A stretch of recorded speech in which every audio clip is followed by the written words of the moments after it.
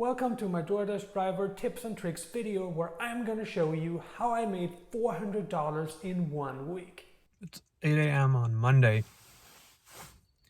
I actually planned to get started at 5:30 a.m., but I could not get up. That's my honest confession for you this morning. I wanted to do it earlier. I wanted to start dashing at 6 a.m., but I could not. I wasn't able to get up. Yo, what is going on, amigos? We got the first order for 11 bucks and we only gotta drive 3 miles. How does that sound? Sounds pretty good. So last week I made a grand total of $372. There's a couple of things I want to say about last week's dashing though, because first of all, I did not dash every single day. Secondly, I just started dashing, so I made some mistakes for sure. And thirdly, I did not dash the whole day, like mornings, during lunch, during dinner. No.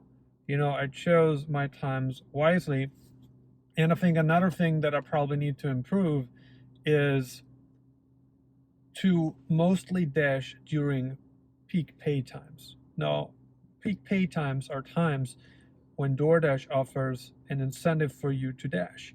And that's usually a $2, $3, or even $4 bonus per delivery, per order. That's pretty cool if you can get that, right?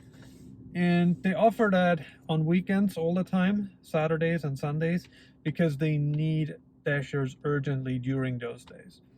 So it would probably make sense to always dash on Saturday mornings during lunch and during dinner. And the same goes really for Sundays as well.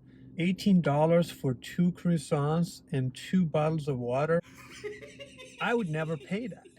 Okay, look, it doesn't matter what I'd pay for, it matters what the customers pay for. But none of my business. I make money from them. They are happy because they get what they want. We're good. I really need to stop thinking what I think about how other people think. It doesn't matter. All that matters is that other people are happy. Not everyone has to be Jerry. Not everyone has to think like Jerry. No, they don't. People have different thoughts, feelings, aspirations. That's all that matters. And that needs to be accepted. Period. Period. Been dashing a little bit over an hour and we made a grand total of $29. That would be very difficult to make on a weekday simply because peak pay is not on. People don't order as much. It seems like on weekends people are really desperate for food. They worked hard from Monday through Friday, and now that they're off, they're happy to spend the money that they earn during the week, which is okay, Now think about how you want to optimize this business model, because if you just need like $1,000 to $1,500 per month, let's say you need this kind of money to pay the rent, and you're not really looking to dash like full time. Let's say you have another source of income and DoorDash is just really only an alternative for you to supplement income. If you're not fully dependent on one income source, then I would say that DoorDash is the most profitable on weekends. On weekends, my friend. So you may want to dash 6 to 8 hours on Saturdays and 6 to 8 hours on Sundays so that you maximize your earning ability on the platform. And forget the rest of the week. But that's if you're looking to make $1,000 to $1,500, right? I don't know if DoorDash pays any more in a state like New York or California. I could imagine that it does, because people up there probably tip more.